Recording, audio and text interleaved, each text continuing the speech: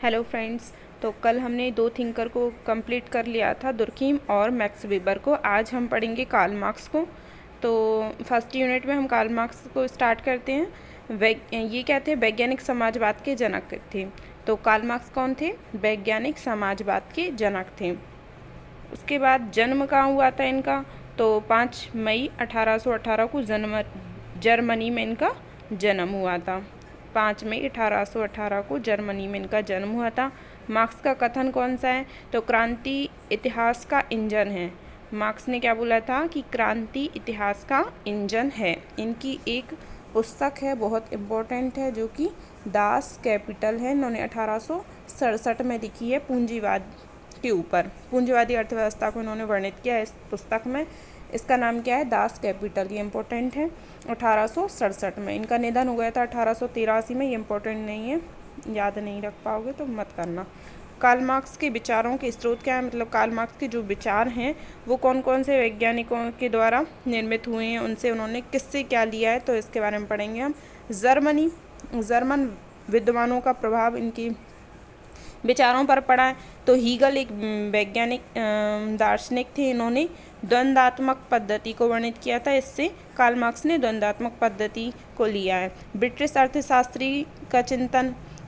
अर्थशास्त्रियों का इन्होंने चिंतन किया। उनमें एडम स्मिथ थे। उन्होंने श्रम मूल्य का सिद्धांत दिया था। तो उससे कार्ल मार्क्स ने श्रम मूल्य के सिद्धांत को लिया है। फ्रेंच समाजशास्त्रियों का चिंतन किया इन्होंने। फ्रेंच समाजशास्त्रियों में चार्ल्स का समाजवाद का प्रतिपादन, समाजवादी शब्द जो था उसका प्रतिपादन इन्होंने इनसे फ्रेंच समाजवादियों से किया था, जिसमें कौन थे? साइमन चार्ल्स फोरियर थे। उनसे इन्होंने समाजवाद का प्रतिपादन किया। फिर आते हैं सामाजिक आर्थिक परिस्थितियाँ। तो ये शोषणवादी समाज से प्रेरित थी। उन्होंने इनको शोषणवादी समाजवाद के बारे में प्रेरित किया था, सामाजिक आर्थिक परिस्थितियों ने। ठीक है। फिर उसके बाद मार्क्स के कल्पनामूलक समाज है। मार्क्स का कल्पनामूलक समाज जो है, कार्ल मार्क्स के पूर्ववर्ती समाजवादी थे कौन? सेंट साइमन, चार्ल्स फोरियर, और एक और थे हमारे रॉबर्ट ओवेन।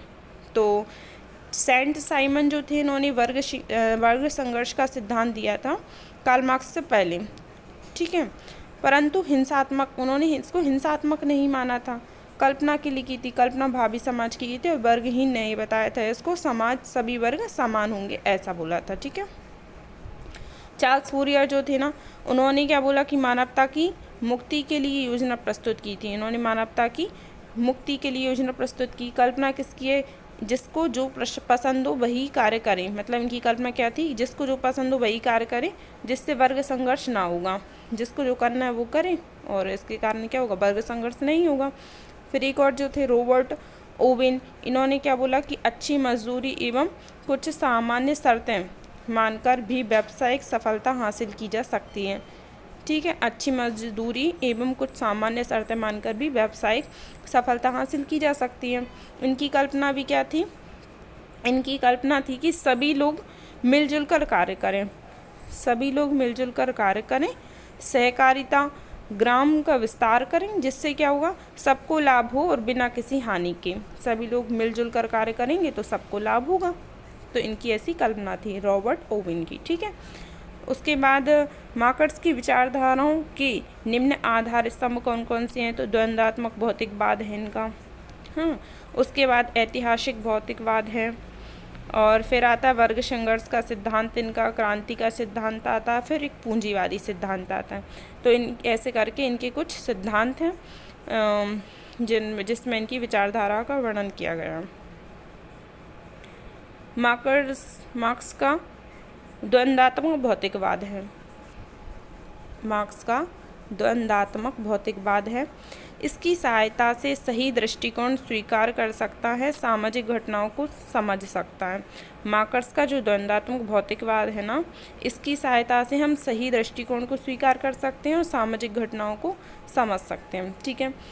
द्वंद्वात्मक भौतिकवाद दो शब्दों से मिलकर बना था, जिसमें द्वंद्वात्मक क्या था? सृष्टि का विकास हो, वह प्रक्रिया जिसमें सृष्टि का विकास हो रहा है।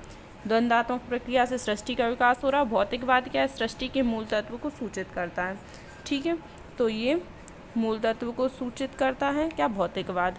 और द्वंद्वात्मक क्या है, जिससे सृष्टि का विकास हो रहा है। तो ये दो प्रक्रियाएं थी इस द्वंद्वात्मक भौतिकवाद में।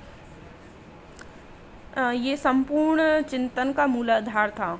द्वंद्वात्मक भौतिकवाद जो मार्क्स का था, ये संपूर्ण चिंतन का मूलाधार था। यह सिद्धांत भौतिकवादिता को मान्यता देता था। ठीक है। सामाजिक परिवर्तनों की व्याख्या भी इसमें की गई थी। फिर आता है द्वंद्वात्मक प्रक्रिया। तो द्वंद्वात्मक प्रक्रिया में क्या है कि समाज की प्रगति प्रत्यक्ष न होकर टेढ़े मेढ़े तरीके से हुई है। समाज की प्रगति प्रत्यक्ष न होकर टेढ़े मेढ़े तरीके से हुई है। इसके 3 अंग बताए इन्होंने, एक तो वाद, एक प्रतिवाद और एक संवाद। वाद करना, फिर प्रतिवाद करना और संवाद करना। तो ये क्या होगा, द्वंद्व। द्वंद्व यानी वाद, प्रतिवाद और संवाद। ठीक है। उसके बाद आता है मार्क्स का वर्ग संघर्ष का सिद्धांत आता है। वर्ग संघर्ष में इन्होंने क्या बताया कि एक वर्ग जिसके पास उत्पादन के साधन हैं, मतलब इन्होंने समाज को 2 वर्गों में विभाजित कर दिया। एक वर्ग ऐसा है जिसके पास उत्पादन के साधन है, यानी कि पूंजीवादी वर्ग है। दूसरा वर्ग कौन सा है, जो शारीरिक श्रम करता है, यानी कि शोषण वर्ग, श्रमिक वर्ग, जिसका शोषण होता था। और इसका शोषण कौन करते थे, पूंजीवादी लोग। ठीक है। तो पहला वर्ग सदैव भी दूसरे वर्ग का शोषण करता था, ऐसा इन्होंने अपने वर्ग संघर्ष के सिद्धांत में बताया है। तो इस तरह उन्होंने समाज को 2 वर्गों में बांटा था। इसमें ही वर्ग संघर्ष का सिद्धांत था। इसमें उन्होंने बताया था कि निम्न स्तर या सहकारी वर्ग, जो सहकारा वर्ग था ना, सर्वहारा वर्ग, उसका किस तरीके से पूंजीवादी लोग शोषण कर रहे हैं वर्ग संघर्ष के सिद्धांत में। चौथा सिद्धांत आता है उनका क्रांति का सिद्धांत, जिसमें वर्ग संघर्ष जब अपने चरम पर पहुंचता है तो उसे क्रांति कहते हैं। मतलब जब सहन शक्ति से ऊपर बात पहुंचती है तो श्रमिक वर्ग उत्तेजित हो जाता है और क्रांति होती है। इसमें क्या होता है कि शोषित वर्ग का पुनः सत्ता प्राप्त कर लेता है। शोषित वर्ग पुनः सत्ता प्राप्त कर लेता है तथा शोषण करने वालों की सत्ता उलटपलट कर देता है। ठीक है। तो ये क्रांति हो जाती है। यहाँ पे वर्ग संघर्ष था, 2 वर्गों के बीच संघर्ष होता है, फिर उसके बाद क्रांति होती है क्योंकि ये चरम सीमा पार कर लेता है। फिर इसके बाद सत्ता किसके पास से जाती है, शोषित वर्ग के पास। ठीक है। मार्क्स का राज्य संबंधी भी कुछ विचारधारा थी कि राज्य का निर्माण कैसे होता है, राज्य और शासक शोषण के यंत्र हैं कि नहीं, और अंतिम काल में सर्वहारा वर्ग का अधिनायक तंत्र। ये 3 उनकी विचारधाराएं थी राज्य संबंधी कार्ल मार्क्स की। तो हम राज्य की उत्पत्ति का कारण किसको मानते हैं, तो ये कार्ल मार्क्स मानते थे कि राज्य की उत्पत्ति कैसे हुई। तो सबसे पहले प्लेटो, अरस्तु और अनेक विचारक जो थे, उन्होंने राज्य को एक नैतिक संस्था माना था कि राज्य एक नैतिक संस्था है। लेकिन मार्क्स जो कहते हैं कि राज्य एक वर्गीय संस्था है। राज्य क्या है, एक वर्गीय संस्था है। ठीक है। इसका निर्माण कैसे हुआ, तो निर्माण का कारण था कि एक वर्ग का दूसरे वर्ग पर आधिपत्य, एक वर्ग दूसरे वर्ग पर आधिपत्य स्थापित कर लेता है और नियंत्रण रखने के लिए। ऐसा ही वो क्यों करता है, क्योंकि नियंत्रण रखने के लिए। तो राज्य की उत्पत्ति कैसे हुई, एक वर्ग जब दूसरे वर्ग पर आधिपत्य करता है, और वो क्यों करता है, ताकि वो सभी पर नियंत्रण रख सकें। तो इस तरीके से 2 वर्ग हो जाते हैं। एक यहाँ से एक शोषित वर्ग हो जाता है और एक हो जाता है हमारा बहुसंख्यक समाज मिलकर क्या करता है, शोषित एक दासों का शोषण करेगा, और एक वर्ग हो जाएगा जो भूमि, संपत्ति और उत्पादन के साधनों पर स्वामित्व स्थापित करेगा। इस तरीके से 2 वर्ग हो जाएंगे।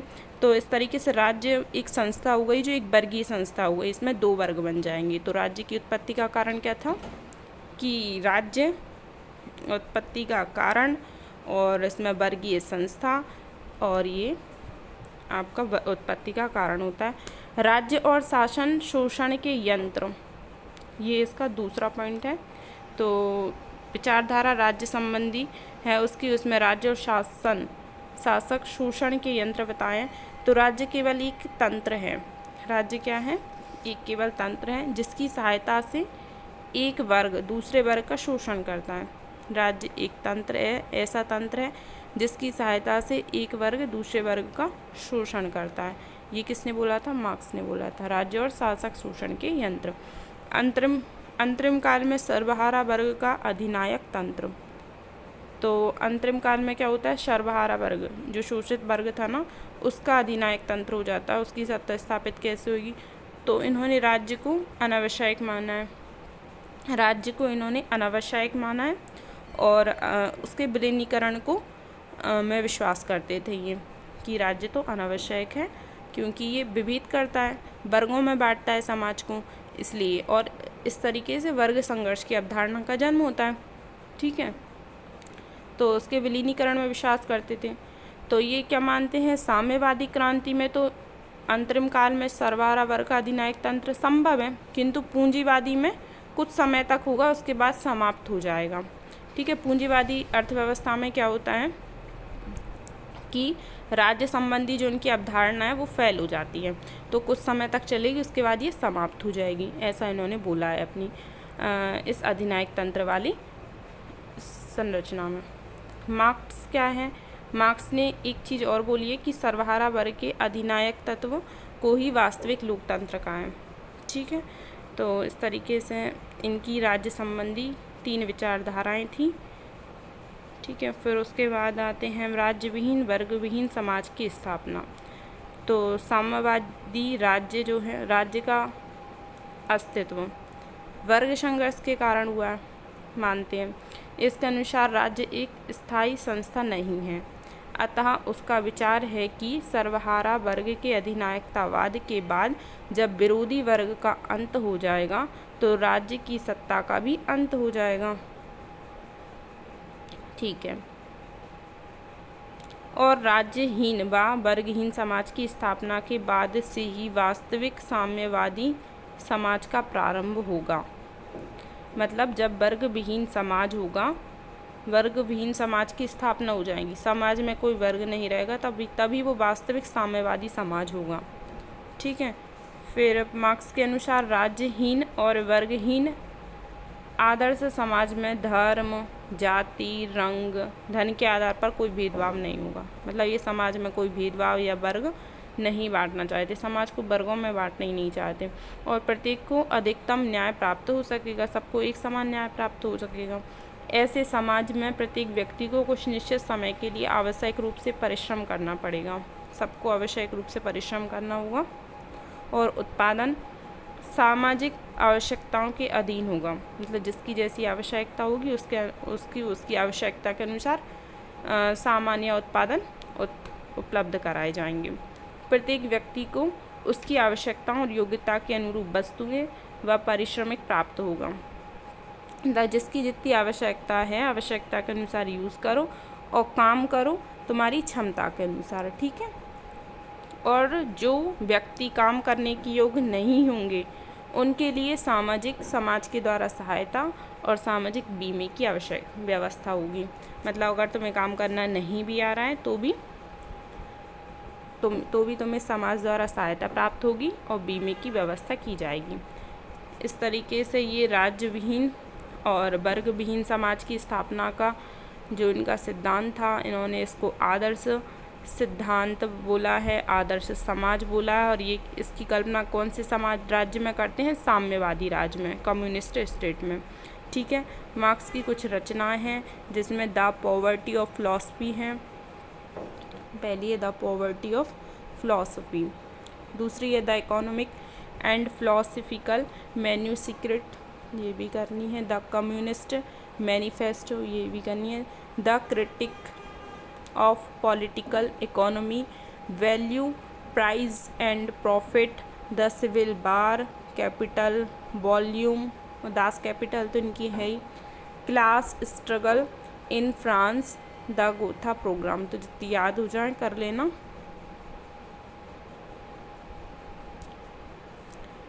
बाकी की देख लेना एक बार है। एंजिल निम्न पुस्तकों में मार्क्स के लेखक थे, तो ये नहीं करना है।